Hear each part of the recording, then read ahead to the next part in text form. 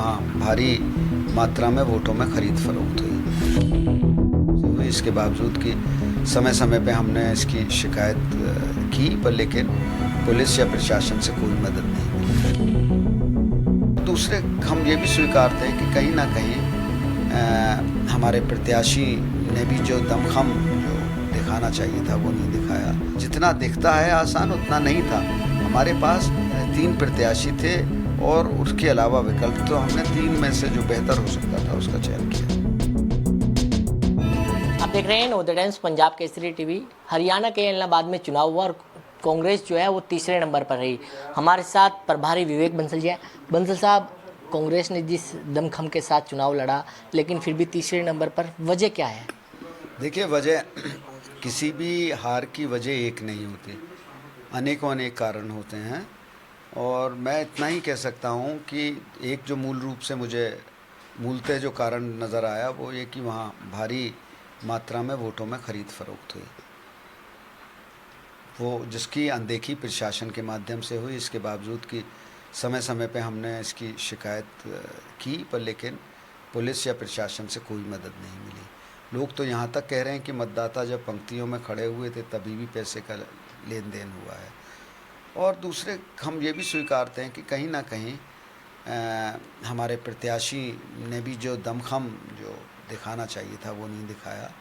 और हमें और सघन चुनाव प्रचार नेताओं को और करना था और समय देना चाहिए था, शायद तो और बेहतर परिणाम होते। लेकिन सर, जिस तरीके से अभी संगठन भी नहीं बना हुआ है, क्या ये भी एक वजह मानते हैं आप? एक हो सकता है, छोटा कारण ये भी रहा, बिल्कुल होगा। संगठन के बिना तो कोई सब चीज़ें अधूरी होती हैं, राजनीतिक गतिविधियाँ अधूरी होती हैं। लेकिन सर, जिस तरीके से पार्टी के नेता खुद सवाल खड़े कर रहे हैं कि टिकट बंटवारे को लेकर कहीं ना कहीं समीकरण को देखा नहीं गया, कैसे देख रहे हैं आप?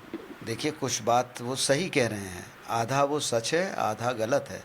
उसका कारण ये है कि हमारे पास जो उम्मीदवार थे चयन उन्हीं में से होना था।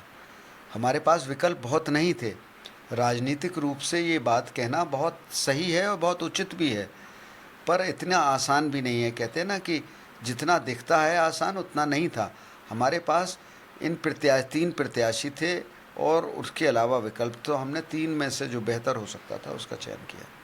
लेकिन सर, जिस तरीके से कुलदीप बिश्नोई ने आरोप लगाया है, ये सही है कि समीकरण और इन सब चीज़ों को? जी भी एक राजनीतिक व्यक्ति हैं। उन्होंने उनकी समझ में आया उन्होंने कहा है, तो हम उसको भी स्वीकार करते हैं, उस पर भी मंथन करेंगे। लेकिन सर, अगर पंजाब की बात करें तो कांग्रेस के वरिष्ठ नेता और पूर्व मुख्यमंत्री कैप्टन अमरिंदर सिंह ने नई पार्टी बनाने का ऐलान किया है, कैसे देख रहे हैं आप? देखिए, ये बहुत अनुचित है उनके पार्ट पर।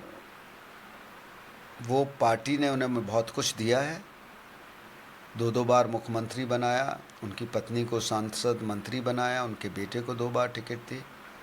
और अगर उन्हें इससे पदमुक्त कर दिया गया तो वो पार्टी बना लें, यानी तो इसका मतलब ये हुआ जब तक पार्टी आपकी मंशा के अनुरूप आपको देती रहे, आपको नवाजती रहे, तब तक आप पार्टी में हैं। और जहां आप उससे असहमत हुए तो आप पार्टी खड़ी कर लेंगे।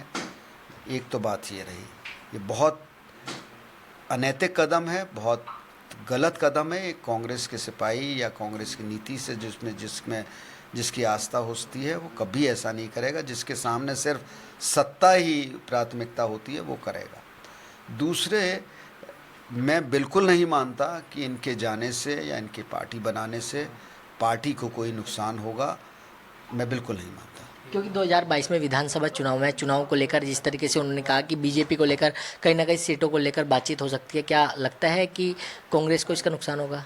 मैंने कहा ना, बिल्कुल मेरे संज्ञान में है कि वो भाजपा के साथ गठबंधन कर सकते हैं, पर उसका हमें कोई नुकसान नहीं होगा। तो बिल्कुल पंजाब में कांग्रेस को कोई नुकसान नहीं होगा, ये कहना है हरियाणा के प्रभारी विवेक बंसल का। दिल्ली से कमल कुमार कंसल, नवोदय टाइम्स पंजाब केसरी टीवी।